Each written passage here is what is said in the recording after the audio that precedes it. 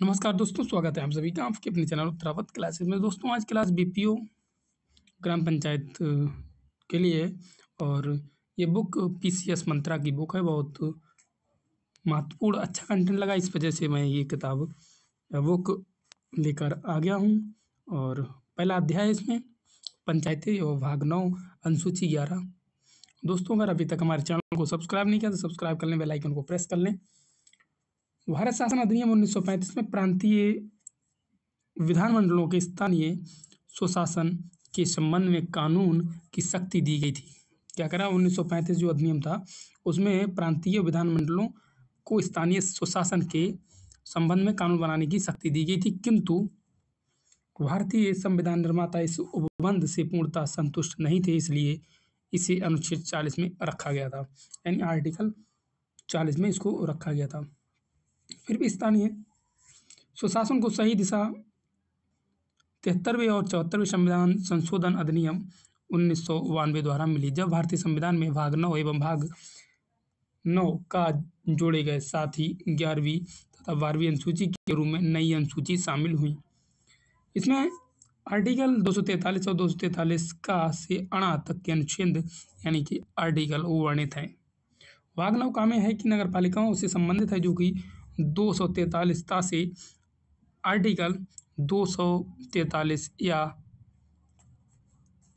6 तक वर्णित है। भाग 9 का के उपबंध एक दूसरे के समान और मिलते जुलते हैं, किंतु एक है नहीं। नोट है कि 73वां संविधान संशोधन अधिनियम 25/4/1993 से 74वां संविधान संशोधन अधिनियम 1993 से प्रवृत्ति यानी इन फोर्स हुआ है। पंचायत राज के विकास क्रम को ऐतिहासिकता अगर बात करें तो इसमें सामुदायिक विकास कार्यक्रम 2 अक्टूबर 1952 देश के 55 विकास खंडों में था। राष्ट्रीय विस्तार सेवा 1953, तो भारत सरकार ने जनवरी 1957 में सामुदायिक विकास कार्यक्रम व राष्ट्रीय विस्तार सेवा द्वारा किए गए कार्यों के मूल्यांकन व उचित उपाय सुलझाने के लिए बलवंत राय मेहता की अध्यक्षता में एक समिति गठन किया था। इस समिति ने नवंबर 1957 को अपनी रिपोर्ट भारत सरकार को सौंपी, जिसमें समिति ने लोकतांत्रिक विकेंद्रीकरण की सिफारिश की। समिति द्वारा दी गई मुख्य सिफारिश ये थी कि त्रिस्तरीय पंचायत राज ढांचा हो, जिसमें गांव स्तर पर ग्राम पंचायत और ब्लॉक स्तर पर पंचायत समिति तथा जिला स्तर पर जिला परिषद होना चाहिए। जिला परिषद का अध्यक्ष जो वो जिलाधिकारी होना चाहिए। निकायों को पर्याप्त स्रोत मिलने चाहिए ताकि वे अपने कार्यों और जिम्मेदारियों को करने में समर्थ हो सके। बलवंत राय मेहता समिति की सिफारिश को राष्ट्रीय विकास परिषद द्वारा जनवरी 1958 में स्वीकार किया गया था। राजस्थान भारत का पहला राज्य था जहां पंचायत राज की स्थापना का सूत्रपात जो हुआ था 2 अक्टूबर 1959 को नागौर जिले में तत्कालीन प्रधानमंत्री पंडित जवाहरलाल नेहरू द्वारा किया गया था। राजस्थान के बाद 11 अक्टूबर 1959 को ही ऐसी ही व्यवस्था की शुरुआत आंध्र प्रदेश के महबूबनगर जिले के सादनगर विकास खंड से शुरू हुई। अशोक मेहता समिति में दिया गया है कि दिसंबर 1977 में गठित हुई और अगस्त 1978 में रिपोर्ट इसकी आई। इस रिपोर्ट में जो था 132 सिफारिशें दी थी, जिनमें मुख्य है कि इस समिति ने बलवंत राय मेहता समिति के विपरीत 2 स्तरीय पंचायत राज व्यवस्था की सिफारिश किया था।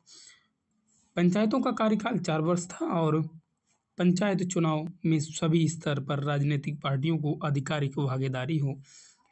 पंचायत राज संस्थाओं के पास कराधान की शक्ति हो और न्याय पंचायत को विकास पंचायत से अलग निकाय के रूप में रखा जाना चाहिए। पंचायत राज को संवैधानिक दर्जा दिया जाना चाहिए और राज्य मंत्रिपरिषद में पंचायत राज्य मंत्री की नियुक्ति होनी चाहिए। राज्य सरकार द्वारा दिए गए जो पंचायत राज संस्थाओं का अतिक्रमण नहीं किया जाना चाहिए था। एक और समिति जीवी के राव समिति, ये गठन जो हुआ था इसका 1985 में हुआ था। योजना आयोग द्वारा गठन अध्यक्ष जो जीवी के राव थे और उनका जो सुझाव था, इनकी सिफारिश जो थी, पंचायत राज का ढांचा 4 स्तरीय होना चाहिए, पंचायतों का कार्यकाल 4 वर्ष होना चाहिए और पंचायत राज संस्थाओं में नियमित निर्वाचन होने चाहिए। जिला एवं स्थानीय स्तर पर पंचायत राज संस्थाओं को विकास कार्यों के नियोजन, क्रियान्वयन एवं निगरानी में महत्वपूर्ण भूमिका प्रदान की जानी चाहिए। अनुसूचित जाति और जनजाति तथा महिलाओं के आरक्षण का बंद होना चाहिए। एलम सिंघवी समिति 1986। अध्यक्ष जो थे लक्ष्मी मल सिंघवी थे और राजीव गांधी सरकार में लोकतंत्र व विकास के लिए पंचायत राज संस्थाओं का पुनरुद्धार पर एक अवधारणा पत्र तैयार करने के संबंध में सुझाव सिफारिश थी। इसमें सिफारिश में था कि पंचायत राज संस्थाओं को संवैधानिक दर्जा देने के साथ संरक्षण की आवश्यकता है। ग्राम सभा की महत्ता पर जोर दिया जाए।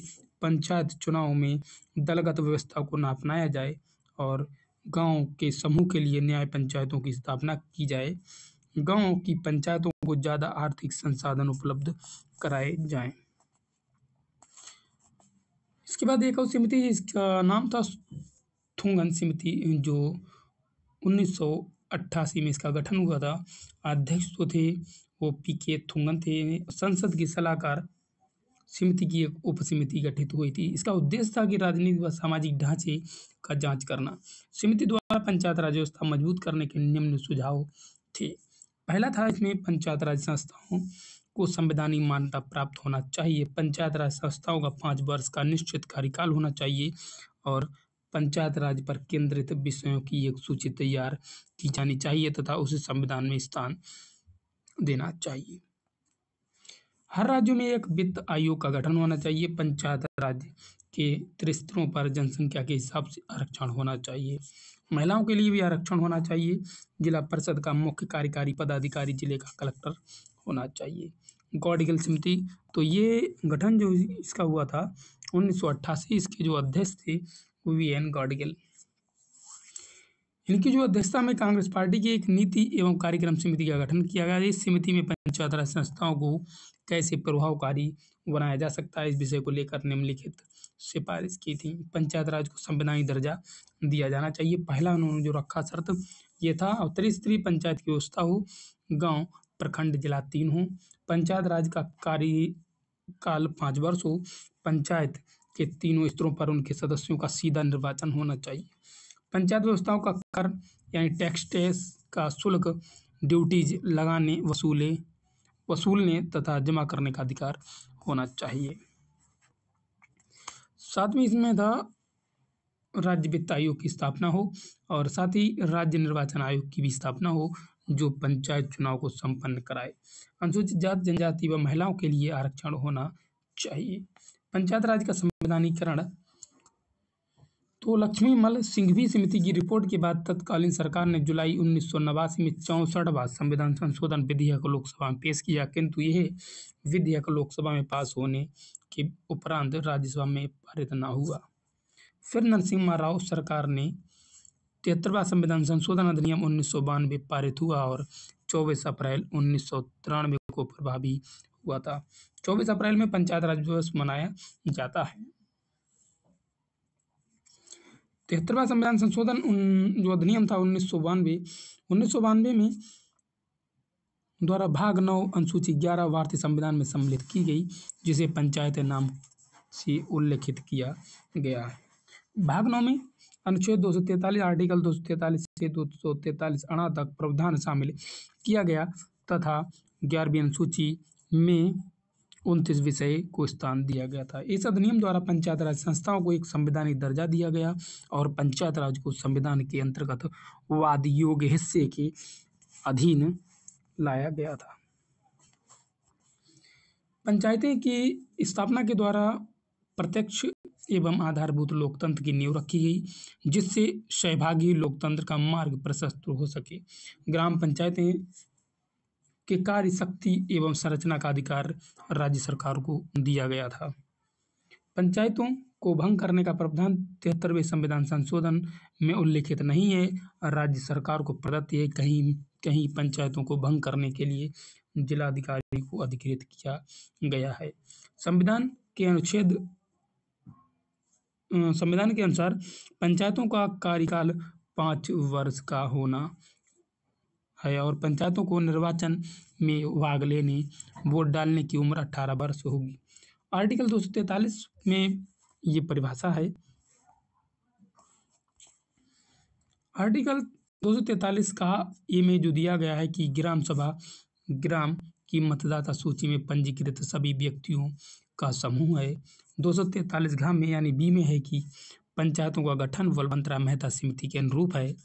243 ग सी में है पंचायतों की संरचना राज्य विधानमंडल द्वारा है।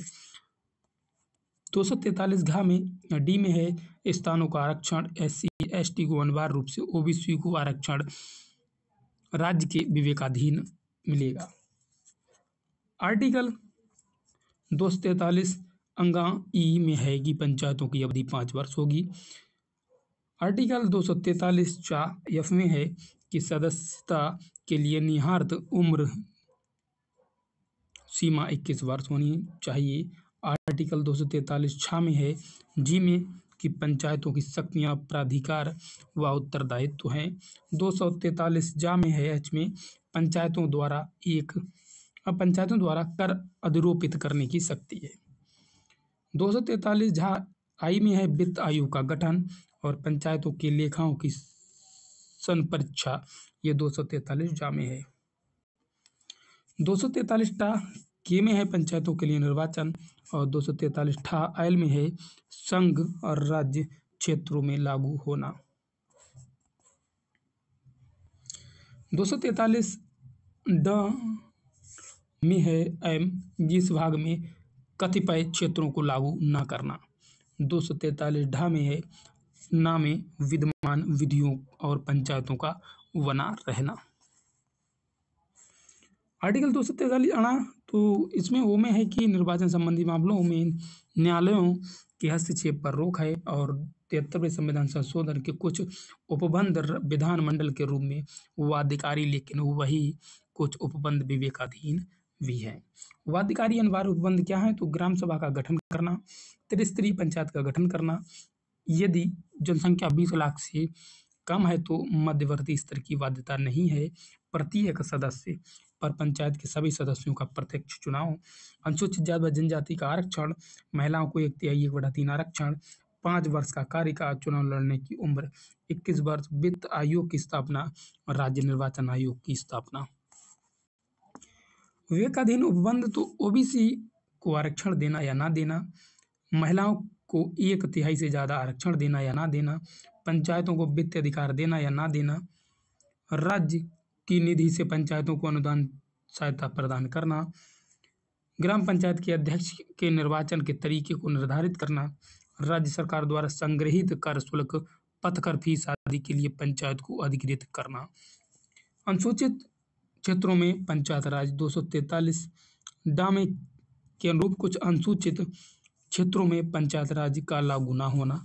तो यह है कि इस भाग को कोई उपबंध नागालैंड जैसे हो, मेघालय हो, मिजोरम के साथ साथ मणिपुर, गोरखा पर्वतीय हिल्स जो हिमालय हैं, हिल्स परिषद में दार्जिलिंग के कुछ क्षेत्रों पर लागू नहीं होगी। आर्टिकल अनुसूचित जातियों की सीटों के आरक्षण से संबंधित कोई उपबंध अरुणाचल प्रदेश में लागू नहीं होगा। आर्टिकल 243 का हमें ये दिया गया है। 74वें संविधान संशोधन अधिनियम के उपबंध 5B तथा 6वीं अनुसूचियों के अंतर्गत अनुसूचित क्षेत्रों द्वारा तथा अनुसूचित जनजातीय क्षेत्रों पर लागू नहीं होते हैं। पेशा अधिनियम, तो पेशा एक्ट क्या होता है ये आपने कई बार देखा होगा। तो पेशा एक्ट 1994 में गठित हुआ। इसमें दिलीप सिंह भूरिया समिति की अनुशंसा के आधार पर पंचायत उपबंध विधेयक 1996 संसद में प्रस्तुत किया गया। पेशा जो है ये लालू प्रसाद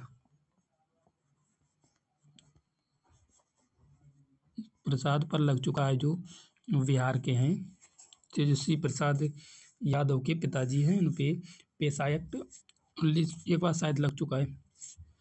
प्रारंभ में ये 8 राज्यों आंध्र प्रदेश, बिहार, गुजरात, हिमाचल प्रदेश, महाराष्ट्र, मध्य प्रदेश, उड़ीसा व राजस्थान पर प्रभावी हुआ। बाद में ये अधिनियम छत्तीसगढ़ व तेलंगाना पर भी लागू हुआ था। पेशा अधिनियम के उद्देश्य है कि जनसंख्या को सुशासन प्रदान करना, जनजातीय समुदायों की परंपराओं एवं रिवाजों की सुरक्षा तथा संरक्षण करना। पेशा जो है लालू यादव की बेटी का नाम है, इसीलिए नाम रखा उसने पैसा। पंचायतों से जुड़े प्रावधान भाग 9 को जरूरी संशोधनों के साथ अनुसूचित क्षेत्रों में विस्तारित करना है। जनजातीय लोगों की आवश्यकताओं के अनुरूप उपयुक्त स्तरों पर पंचायतों को विशिष्ट शक्तियों से युक्त करना है। अधिनियम की विशेषताएं क्या हैं? तो राज्य विधानमंडल अनुसूचित क्षेत्रों के लिए ऐसा कानून बनाएंगे जो उनसे पारंपरिक कानून तथा धार्मिक रिवाजों के अनुरूप होंगे। प्रत्येक ग्राम सभा अपने लोगों की परंपराओं एवं प्रथाओं एवं उनकी सांस्कृतिक पहचान, सामुदायिक संसाधन तथा विवाद निवारण एवं परंपरागत तरीकों को सुरक्षा एवं संरक्षण के लिए सक्षम होंगे। अनुसूचित क्षेत्रों में किसी परियोजना के कारण भूमि अधिग्रहण करने से पहले लोगों को पुनर्वास की व्यवस्था से पहले उपयुक्त स्तर की पंचायत से परामर्श किया जाएगा। अनुसूचित क्षेत्रों में खनिज उत्खनन का लाइसेंस देने के लिए ग्राम सभा ग्राम पंचायत के उचित स्तर की सिफारिश की अनिवार्य बनाया जाएगा। प्रत्येक ग्राम सभा गरीबी उन्मूलन एवं अन्य कार्यक्रमों के लाभार्थियों की पहचान के लिए जिम्मेदार होगी।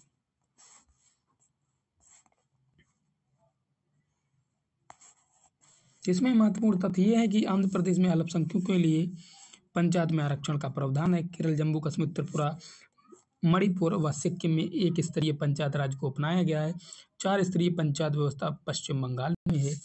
73वें संविधान संशोधन अधिनियम लागू होने के बाद इसका अभिपालन करने वाला प्रथम राज्य मध्य प्रदेश था। पंचायतों का कार्यकाल इनके प्रथम अधिवेशन के 5 वर्ष तक माना जाता है। कार्यकाल पूरा होने से पूर्व पंचायत भंग होने की दशा में 6 महीने के भीतर नए चुनाव करा लिए जाने चाहिए। पंचायत राज से संबंधित अन्य समिति और इनके अध्यक्ष तो कौन है इसके अध्यक्ष? पंचायत सांख्यिकी के यंत्रीकरण का गठित समिति 1960 BR राव के द्वारा किया गया था। पंचायत राज चुनाव पर गठित समिति 1965 के संथानम के द्वारा हुआ था।